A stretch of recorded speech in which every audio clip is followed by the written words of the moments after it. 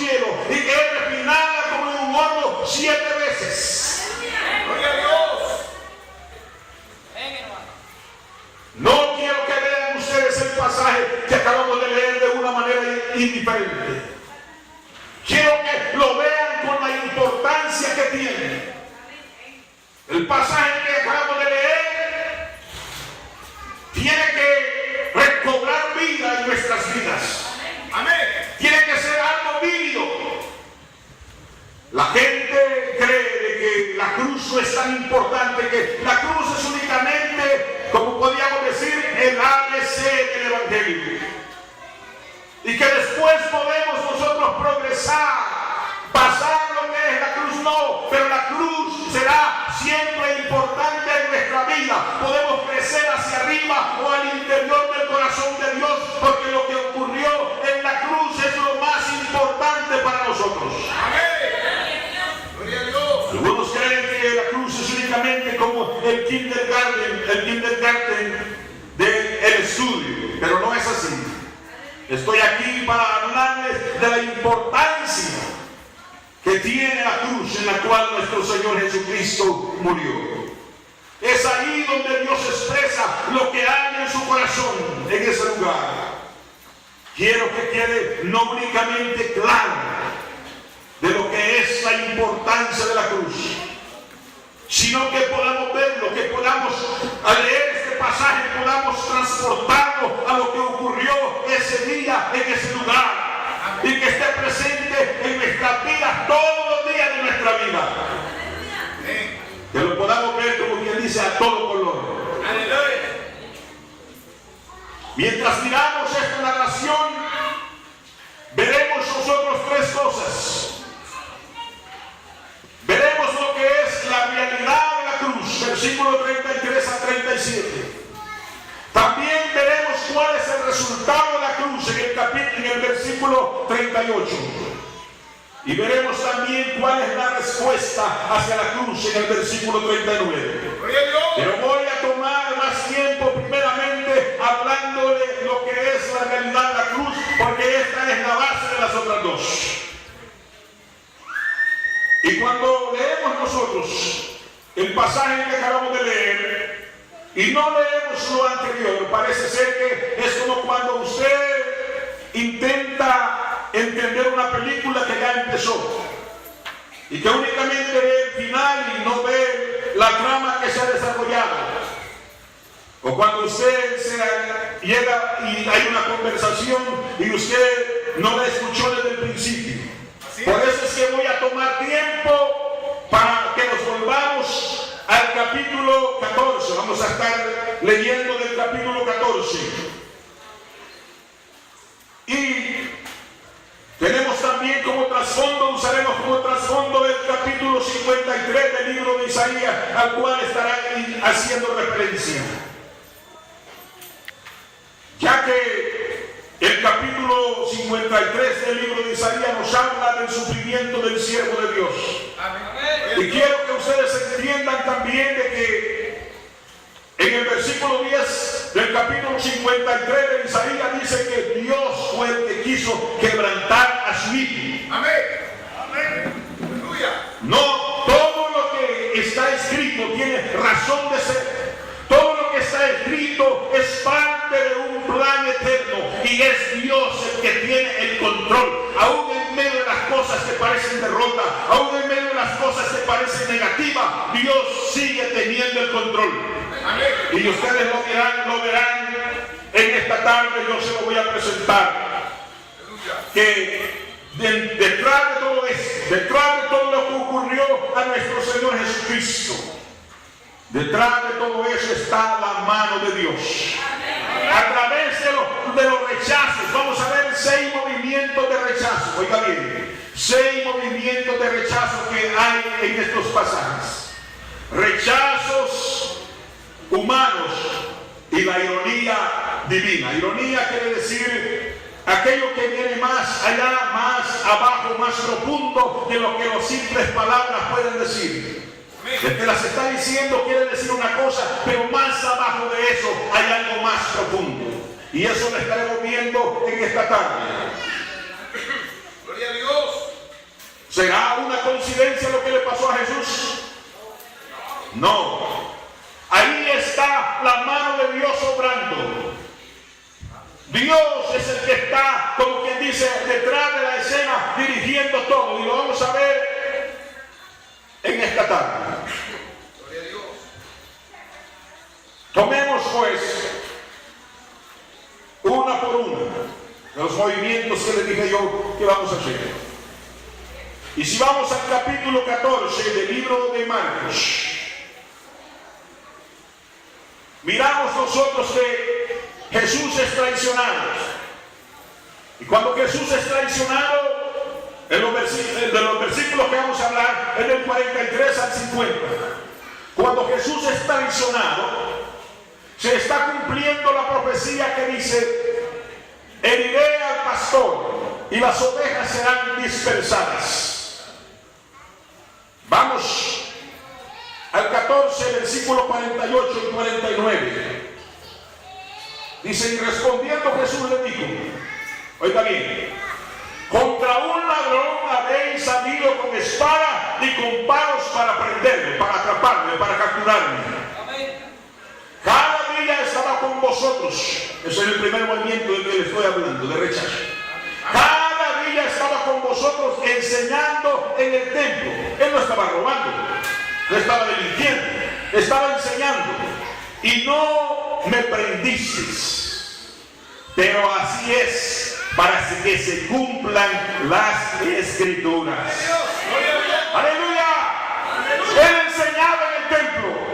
Y él le dice: yo he enseñado en el templo, pero no es que ustedes, que yo era un fugitivo y al fin ustedes me han encontrado. No quiere decir que ustedes me dominaron a mí, por eso me han capturado este día. No, señores, ustedes me han capturado este día para que se cumpla lo que está escrito. En otras palabras, la ironía divina es que Dios estaba en eso.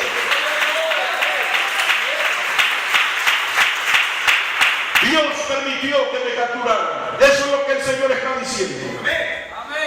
El segundo movimiento de rechazo humano y la ironía divina es cuando Jesús es llevado al concilio judío. Después que fue capturado, fue llevado al concilio de los judíos, donde todos le rechazaban. Marcos no registra ni una tan sola persona que defendiera a Jesús. Nadie se puso a favor de Jesús. Entonces vemos de que la Biblia nos dice a nosotros que presentaron falsos testigos contra Jesús. Yo decía, en este dice que él derriba el templo y en 3 días lo va a levantar. Y todos acusaban a Jesús, pero no concordaban en lo que decían. Pero ese era el cordero que no abrió su boca delante de sus transquiladores. Pero en esta oportunidad él tenía que responder. Él tenía que hablar. Y a él se le pregunta el sumo sacerdote y le dice: ¿eres tú el Cristo? ¿Eres tú el Cristo? ¿El Hijo del bendito? Y Jesús le dice en el versículo 62, yo soy. Yo soy. Pero no le dice solo eso, sino que le dice: y veréis al Hijo del Hombre sentado a la diestra del poder de Dios y viniendo en las nubes del cielo. Aleluya. Viniendo en las nubes del cielo. ¿Qué es lo que quiere decir? Que Él es el juez que va a juzgar a los vivos y a los muertos. Entonces, oiga bien, el versículo 63 dice: el sumo sacerdote, rasgando su vestidura, dijo: ¿qué más necesidad tenemos de testigos? ¿Qué más necesidad tenemos de testigos? El versículo 64 dice: habéis oído la blasfemia, ¿qué os parece? Y todos ellos le condenaron, declarándole ser digno de muerte. yo soy, y me veréis viniendo en las nubes con poder. Yo soy el que habló el profeta Daniel en el capítulo 7. Eso es lo que está diciendo. Y llegará el día en que los papeles se van a revertir. Ustedes me están acusando a mí de blasfemia, pero los blasfemadores son ustedes, porque yo soy verdaderamente el Hijo de Dios. ¡Aleluya! Yo voy a ser el juez cuando regrese. Eso es lo que está diciendo. Entonces vemos ahí que está la soberana mano de Dios está sobre eso. Ahí está la mano de Dios actuando.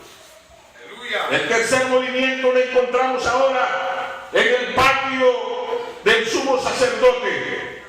Oiga bien, estamos hablando de rechazos de Jesús. Rechazos e ironías divinas. Lo encontramos en el patio del sumo sacerdote. Allí está Pedro. Y el rechazo se está volviendo ahora más personal, porque Pedro era alguien que andaba con él. Y Pedro, ustedes saben muy bien que le negó 3 veces. Jesús está siendo juzgado delante del sumo sacerdote, y ahora Pedro está siendo juzgado delante de una sirvienta. ¿Y qué hace Pedro? Le niega.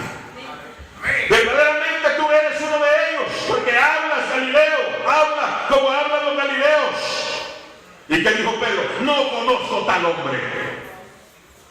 Y luego la mujer le volvió a decir, tú eres uno de ellos. Y él dijo, no soy. Y hasta maldijo. Bajo maldición digo que no conocía al Hijo de Dios. Lo rechazó. Vemos el rechazo.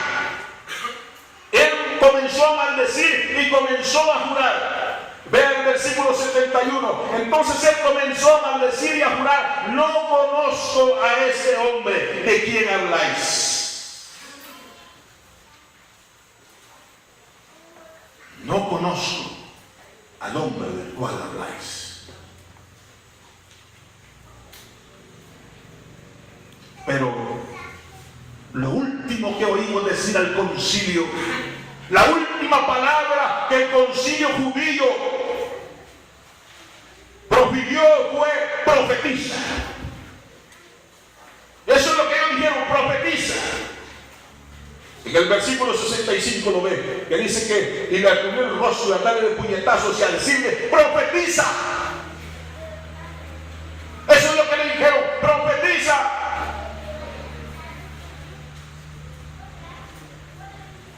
Está afuera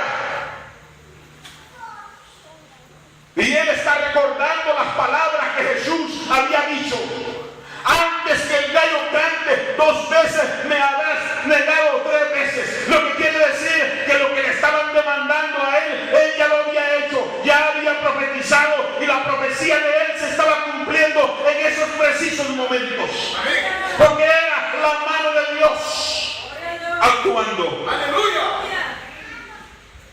Y se cumplió la profecía que él dio, ¿verdad? ¡Aleluya! Pedro le negó. Cuarto movimiento de rechazo e ironía. Ahora Jesús comparece ante Pilato. Y la Biblia nos dice a nosotros que Pilato desde el principio se da cuenta que Jesús es inocente. Amén. Capítulo 15, versículo 10 dice: porque conocía que por envidia le habían entregado los principales sacerdotes. Amén. Yes, amén. La multitud le rechazó. La multitud rechaza a Jesús. Pilato sabe que él es inocente, pero al llegar el momento de decidir, él prefiere mejor ser amigo de César. Él quiere ser amigo de César. Y él va a hacer una jugada política, según él, para salir bien. Voy a poner al inocente Jesús y al culpable Barrabás. Lo más probable que la gente va a escoger a Jesús, piensa él. Pero él ignora que van a escoger a Barrabás. Van a rechazar a Jesús por Barrabás. Es asombroso que ellos escojan al culpable, al homicida. El veredicto en privado de Pilato es que Jesús es inocente. Y ahora él lo va a hacer en público. Pilato en el versículo 14 dijo: pues qué mal ha hecho. Oiga bien, fíjense bien que esta no es coincidencia. Como les digo, es la mano de Dios obrando.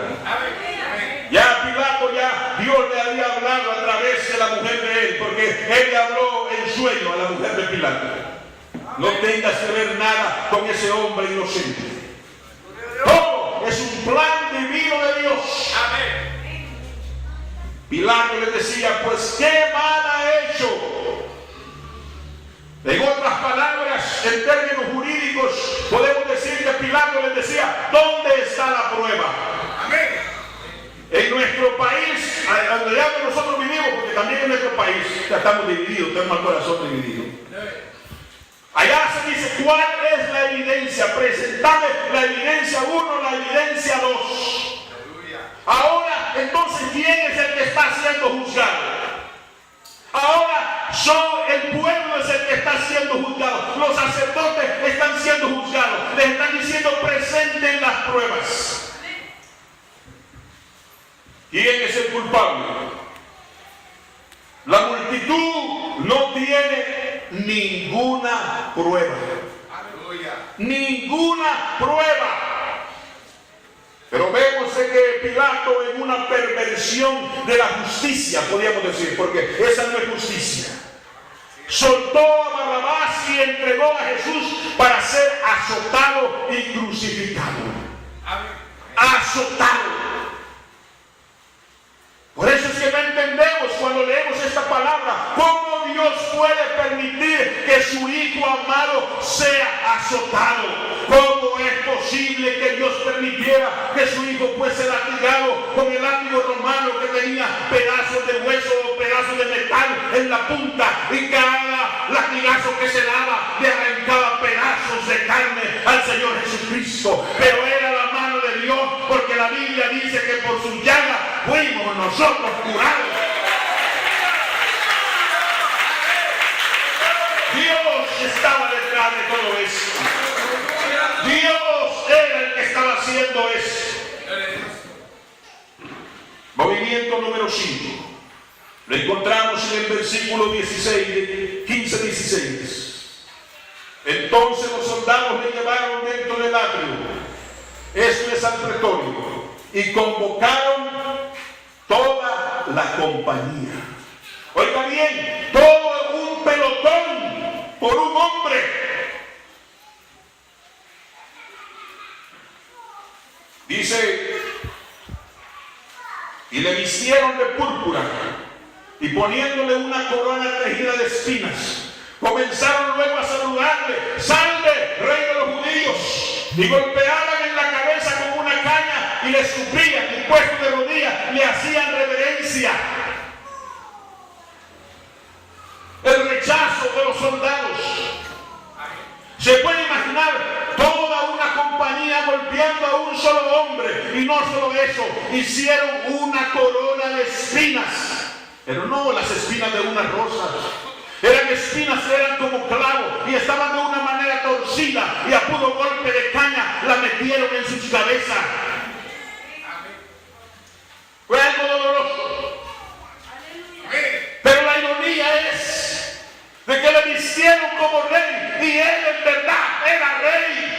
Le pusieron una corona de espinas y él verdaderamente merecía una corona porque era rey. Que podía llevar un cetro porque era rey. Y verdaderamente todos aquellos debían de haberle saludado y debían de haber cingado delante de él, porque verdaderamente Jesús es rey. ¿Oyeron eso? Jesús es rey. Jesús es rey. Jesús es el rey de los santos. Ellos lo hicieron con sarcasmo. Ellos creyeron que se burlaban de él. Pero verdaderamente él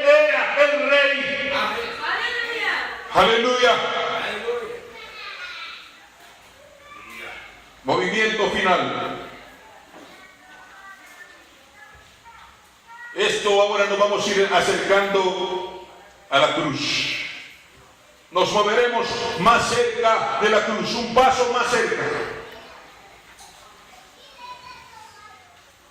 El versículo 29 del capítulo 15 dice, oiga bien, ella está en la cruz. El versículo 29 dice, y los que pasaban le injuriaban. Acuérdense que él murió en un lugar, ¿verdad?, que se llama Gólgota, el lugar de la calavera. Y ahí pasaban las personas. Estaban expuestos al público, desnudo estaba el Señor colgando de una cruz. Y este versículo dice que los que pasaban le injuriaban, meneando la cabeza y diciendo, ¡bah! Tú que derribas el templo y en 3 días lo reedificas, sálvate a ti mismo y desciende de la cruz.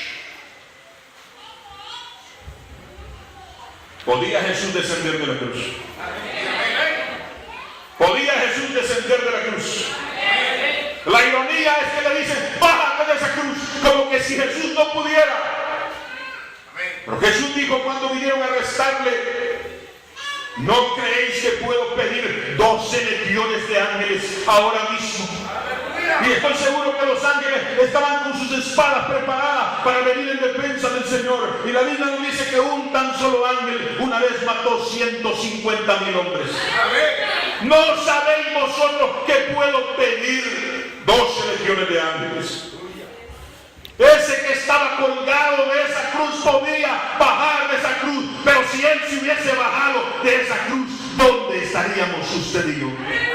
¿Cómo íbamos a ser salvos usted y yo?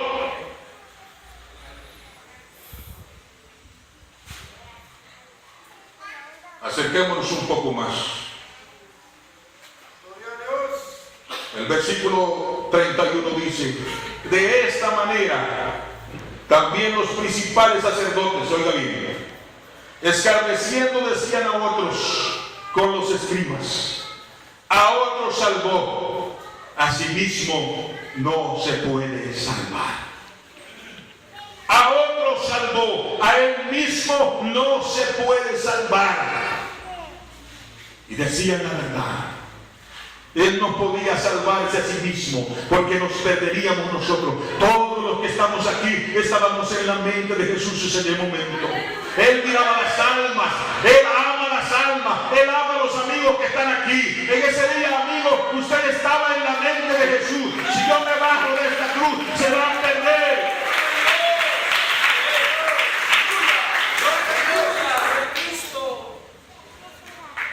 Versículo 32 dice, el Cristo, Rey de Israel, descienda ahora de la cruz, para que veamos y creamos. También, oiga bien, nos acercamos más a la cruz. También, dice, los que estaban crucificados con él, le injuriaban. Qué tremendo, ¿verdad, hermano? El hombre ni aún colgado de una cruz se arrepiente algunas veces. Eso es lo que la Biblia nos dice. Se injuriaban, estaban ahí en camino a la muerte y le estaban injuriando. Ninguno de nosotros hubiese resistido eso, porque nosotros somos seres orgullosos. Amén, así es. Ninguno de nosotros hubiese aguantado que la criatura estuviese injuriando al Creador que estaba muriendo para salvarle. Pero por eso Él es Dios. Por eso Él es amor. No podían entender que lo que lo mantenía atado a aquella cruz no eran los clavos, sino el amor que Él tiene por la humanidad, el amor que Él tiene por cada uno de nosotros. Eso es lo que debemos de entender. Eso es lo que yo quiero que ustedes entiendan en esta tarde. Que todo lo que hizo, lo hizo por amor. Que cuando estuvo pendiente de esa cruz, lo hizo por amor. Era la burla quizá más fuerte. Aquellos que estaban muriendo se están ahora burlando de mi Señor. Repito, ninguno de nosotros hubiera resistido eso. Ninguno de nosotros lo hubiera hecho. Pero Él lo hizo porque Él es nuestro Salvador. El maravilloso amor que nos tiene, por eso lo hizo. Pero ahora vamos a ver, hemos visto los rechazos humanos, cómo la gente rechaza a Jesús, cómo el hombre rechaza a Jesús. Pero ahora vamos a ver el rechazo divino, el rechazo de Dios. Versículo 33 y 34. Cuando vino la hora sexta, hubo tinieblas sobre toda la tierra hasta la hora novena. Y a la hora novena Jesús clamó a gran voz diciendo: Elohí, Elohí, lama sabactani, que traducido es: Dios mío, ¿por qué me has desamparado? Gloria a Dios. Jesús había tenido siempre una comunicación cercana con su Padre. Incluso enfrente de la tumba de aquel hombre, Lázaro, Jesús le dijo: yo sé que siempre me oyes, pero lo dije por causa de la multitud, para que crean. Había habido una comunicación interrumpida desde la eternidad.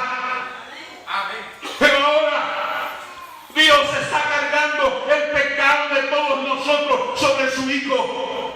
Y los ojos de un Dios santo no pueden ver sobre el pecado.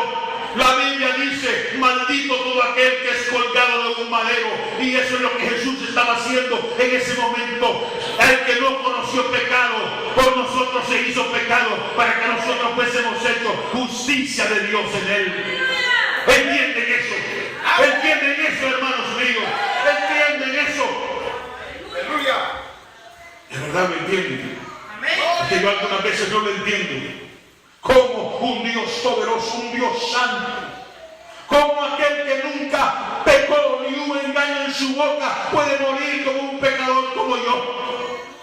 Pero eso es lo que la Biblia dice, y eso es lo que nosotros creemos. Amén. Entonces vemos que hay un rechazo, que Él ve que la comunión está cortada. Y algunos dicen: no, eso no es así.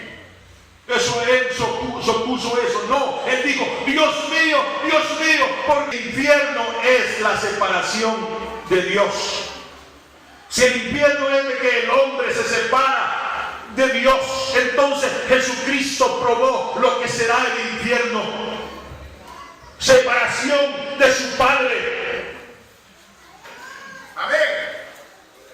Y es ahí la máximo de la ironía, podemos decir, que aquel madero, en el madero que para nosotros es vida, Jesús encontró la muerte. Amén. El árbol de vida se convirtió en árbol de muerte para Él.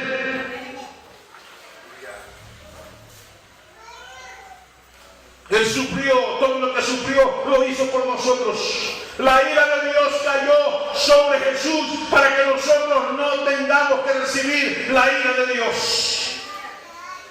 Él sufrió para que nosotros no debamos sufrir. Él fue condenado para que sea escrito: ahora pues ninguna condenación hay para los que están en Cristo Jesús. Porque Él fue condenado, nosotros somos libres, libres para bendecirle, libres para amarle, libres para exaltarlo, porque Él fue condenado por nosotros.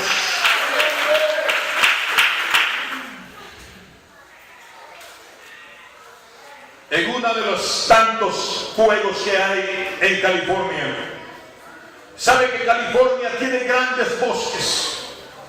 Y cuando alguien descuidadamente lanza una cabulla de cigarro o enciende un fuego,